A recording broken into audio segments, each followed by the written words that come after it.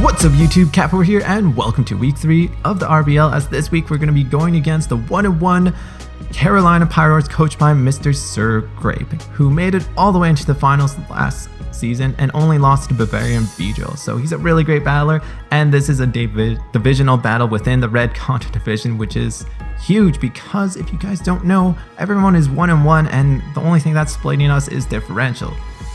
So this is going to have some huge changes in the week 3 standings. It's gonna be huge. It's gonna be huge. But before we get into the battle, be sure to smash that like button. Let's try to get to 5 likes. And if you guys enjoy watching the Toronto Staraptors and want to continue on supporting them, be sure to subscribe and follow us on our journey to a hopeful playoff position. A hopeful. I want to emphasize hopeful because it's a tough division. But we'll get onto the team itself, and you're gonna see that I have a Dawn fan, and it's not breaking Dawn because I got rid of him. I was like, yo man, you're getting credit way too much. That sucks. That's not good. That's not the Staraptor attitude. So I got rid of him for Babar because nobody likes fucking with Babar. And I feel like Babar has been training hard. So this is his chance to shine.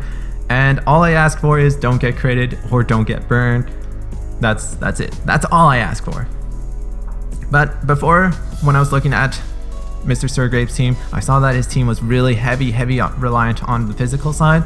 And I really prepped for that because he had the likes of Mega Scizor, Hawlucha, Swampert at some point can be really physical, Electivire.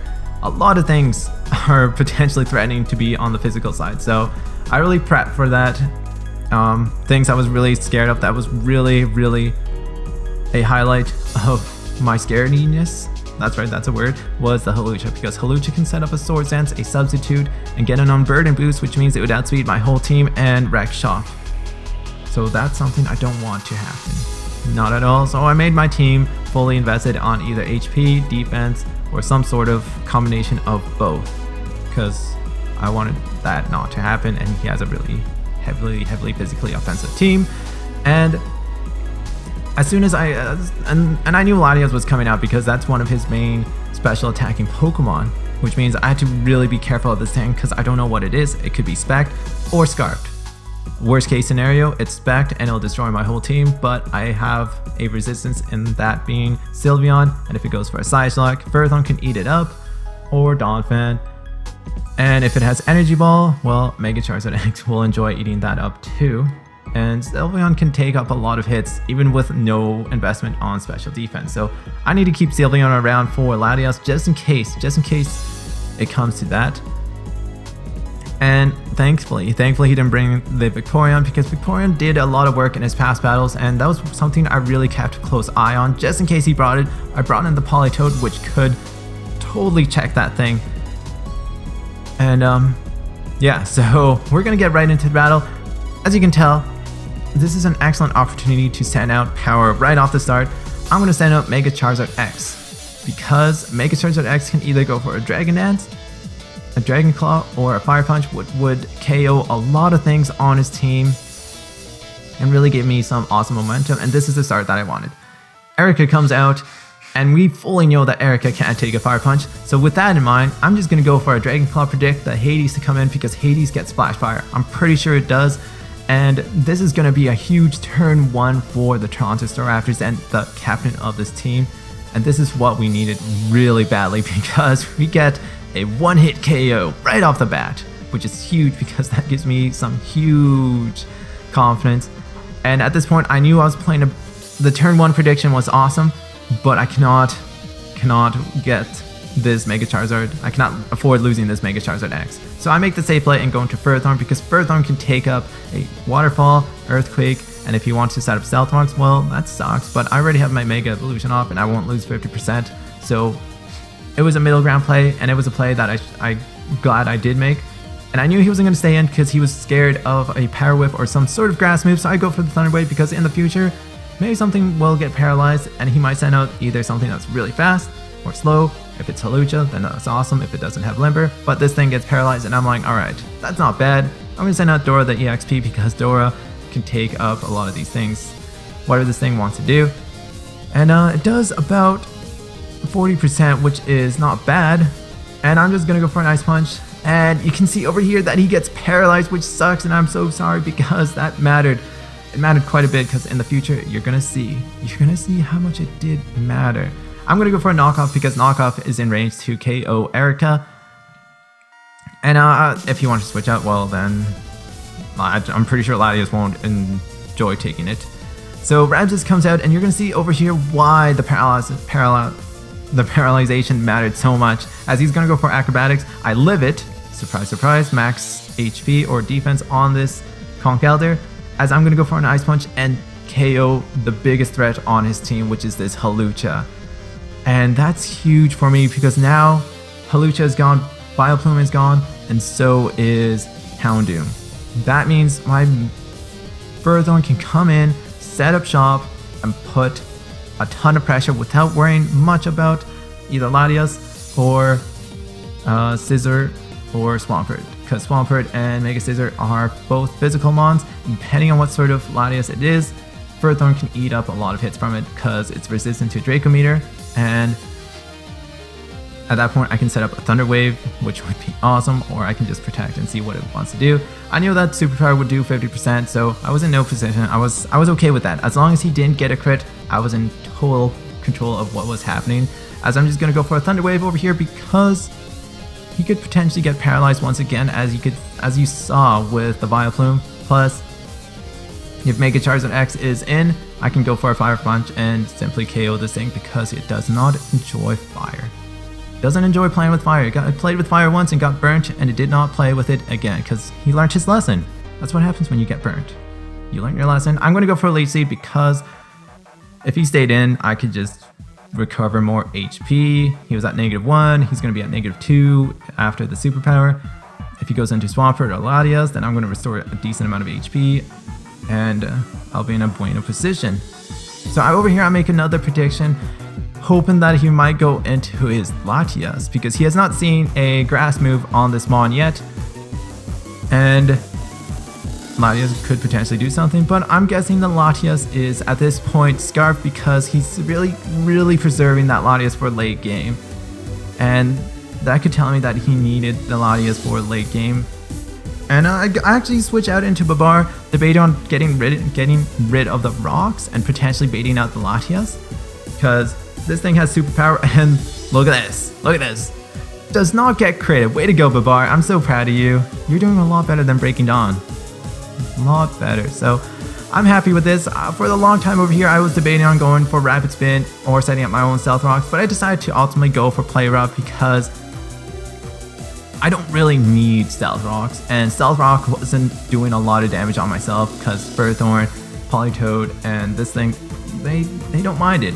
It's just a bit of chip damage, and if he had switched into his Latias, it would have been a devastating hit to himself because I think it would have done about 80 to 95%, and if I got a crit, it would have been a one-hit KO, but that's a whole different story, as I figured he'd go for a Water attack over here because Unomoss enjoys water. Because this is not the Drizzle Unomoss, this is the actually the Water Absorb. And it was played out for Vaporeon. So I'm just gonna go into Unomoss. Unomoss will eat this up because he's fully invested in HP and defense. So he's gonna eat up a lot of these physical attacks. Unomoss is the epitome of evil, the definition of evil, as you can tell from this green face, cute little froggy thing over here. Don't let it fool you. It's evil. It's absolute evil. I'm gonna see what sort of move he wants to go for, and this shows me he has Psyshock. So if this does a lot of damage, then it's Spect. But if it doesn't, then it's Scarfed, and this tells me most likely it is Scarfed. He wasn't predicting me to stay in, and I guess a lot of this plays over here was me just staying in with Politoed, and Politoed eating up hits way too good. Way too good, and Toxicine things. Toxicroak?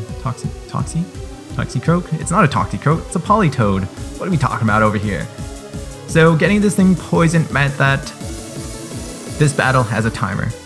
It won't last a long time, and Politoed is gonna apply a lot of pressure and really force the play to happen because Swampert has to go for physical moves. It cannot stall me out, it cannot do any of those shenanigans, and Unomoss can actually control this battle a lot in terms of what's gonna happen, how it's gonna happen, and Swampert will be at range where Dragon Claw will take it out. So those are two mons that are in check, and the only thing that I have to really worry about at this moment is, as you can tell, the code red. And if I can get this thing poisoned, I'll be in an incredible position. It'll be almost a guaranteed victory, because I still have 5 mons left that have a decent amount of HP, and his Scizor is paralyzed, Swampert and Latias are poisoned, and I'm looking pretty good. I'm looking pretty bueno at this moment. And that's pretty much it, summing it up right here. I can go for Protect. Unamas is doing everything that I wanted to do. I was surprised, I was shocked, I was baffled on how well he took those hits. So it's still not over. It's still not over. He can still win if a couple plays happen. But I'm doing a lot to really apply the pressure, as I'm going to go for a Scald once again. I'm just going to get a bit of chip damage. It's not going to do a lot, but it's a bit of damage, and I can go for a Protect, be at range where if I switch out and come back in, I can go for Protect, and just in case if I need Death Fodder, then Politoed can do something, as he's going to send out Swampert. At this point, I wasn't in any position to really make an over prediction or predict what he was going to predict, because I had a lot of momentum and it would take a lot for him to take away that momentum. So a lot of it was just middle ground plays. Did I have to make it? No, but it was a safe play, and all I had to do was make the safe plays at this moment. I made my risky plays at the start of the game and it paid off. That's why I was able to make the safe plays at the end over here. As I'm just going to go into Ouchie Mama. I wanted to see how much this Earthquake was going to do. I'm guessing this was maybe a high roll, because that does a lot of damage to Ouchie Mama. Ouchie Mama. And I can actually go for a Leech Seed over here and restore some more HP and spam away Leech Seeds. The only bad thing over here would be if I missed one. And thankfully, Ferrothorn has not been drinking all night, has her glasses on, and actually lands the Leech Seed, thankfully. She's actually landed all of her Leech Seeds, which is incredible. Sometimes you'll get a miss in there and it sucks so bad, but that's not the case for today. That's not the headlines. Ouchie Mama is doing her job to perfection, which is annoying things to their breaking point. And at this moment, I see that Swampert will not live another turn, so I make a safe play over here and just go for another Leech Seed. If he had stayed in and just gone for Earthquake, I would recover a decent amount of HP and been in an awesome position once again. So this prediction over here really pays off, because I'm going to get some free HP, no damage, and I'm going to do a bit of chip damage to this Mega Scizor. We're going to see actually over here that I do realize that I have to do a Protect, because I don't think I revealed the Protect over here yet. I knew a lot of his team would have been most likely Scarfed, Banded, or what's the other one? Spect. So a lot of my team does have Protect just to scout out what they're gonna do. It really paid off in this battle, because I could recover a decent amount of HP and be at range where Superpower doesn't take me out, but he gets paralyzed, which sucks so much, as I'm going to go for a Gyro Ball. But as we can tell over here, Gyro Ball is going to do absolutely nothing. Absolutely nothing. It's pitiful. So I'm going to keep on going for Gyro Balls, because at this moment I was trying to do as much damage as I could, and if he goes into his Latias, then good for Ferrothorn, because Ferrothorn will take out the Latias most likely, because Ferrothorn is a super slow Pokemon. There's no speed on this thing. It actually laughs at speed. Speed laughs at Ferrothorn. So I take out this Code Red, and taking out the Code Red meant that for sure I had the victory. Not to sound overconfident at this moment, but it was such a huge relief on my chest when Latias was taken out, because that meant that this thing wouldn't do much damage and Swampert wouldn't outspeed Mega Charge of X. So the only thing that I had to do was Leech Seed, take a Superpower, and switch into Mega Charizard X, which would ensure the victory because after the rocks and another potential superpower, I would be totally fine. I would be a-okay because -1 Mega Scissor is nothing to really take that serious. Not that bad. Now if it had Sword Dance, then it might have been a different story and I would have been like, oh man, did I just do something horrible? Was this something I regret? But we're gonna see the superpower, not the Mega Power. The superpower does nothing. He's at -1 or -2 on attack and defense. I'm gonna recover a bit of Leech Seed HP, and we're gonna obviously if I go on for a Dragon Claw over here, I think I would have taken it out. I'm pretty sure at -2 Dragon Claw would have taken it out, and Swamperd's gonna come out and not enjoy this Dragon Claw, and that is GG. That's another victory for the Toronto Staraptors, a solid 5-0 victory, which gives us a +6 differential and now holding first place in the Red Contra division. Unsure what happened. I'm still not sure what happened in the Minnesota Eon Twins and Bavarian Beedrills battle because it did not happen yet. We're gonna wait for the results of that, but even if Joseph does get a 6-0 victory, I'm pretty sure we still would have first place because we do have 2 divisional wins. This is our 2nd division win, which is huge because if it comes down to playoffs and figuring out differential and whatnot, and we have the same thing, that might play into who makes it into the playoffs. So all I have to do is just win one more, and I would be in total control of what I do. So right now we have total control of whether we make the playoffs. I know it's only week 3 and talking about playoffs already is a bit crazy, but hey, you gotta look into the long run, and getting these early wins against 2 incredible battlers is a real huge confidence booster. So really good game, MrSirGrape. The turn 1 prediction really paid off for me because it took out Burthorn's main check, and after that it was just applying a lot of pressure. And I'm not sure if it was predicting, I was a lot of predictions on my part. It was just a bit unfortunate for MrSirGrape. Acrobatics didn't take out Conkeldurr. I knew it wouldn't have taken out if it was either Acrobatics. I'm pretty sure if it was Sky Attack though, I would have been demolished. I would have been mollywopped. Absolutely mollywopped. And that really paid off. That really got rid of the Hawlucha and applied a lot of pressure that MrSirGrape did not appreciate at all. But yeah, so we're now 2-1. We're above everyone in the red Kanto. And yeah, so we're looking pretty hot at this moment. But next week we're going to be going against California Crawdons, which are on vacation. They're taking a little vacay. That's not so bad. That's all right.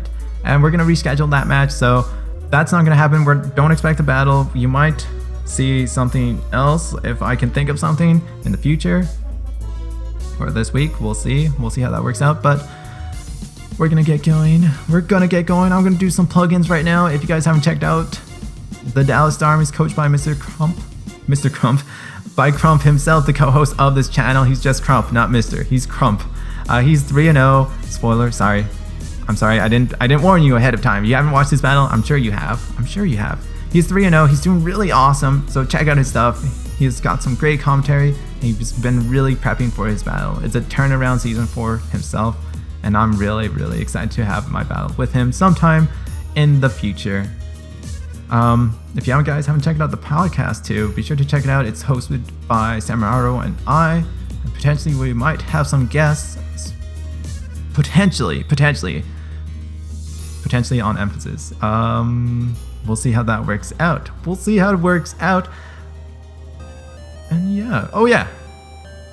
The RBL has now a Twitter. Check it out. If you guys want to check it out, it'll be in the description down below. That's pretty new. That's pretty spiffy. That's pretty cool. So I recommend that you guys do check it out because it's pretty cool. And you can probably catch up with the latest news over there on terms of the RBL. All the stuff that is RBL and RBLE-ish.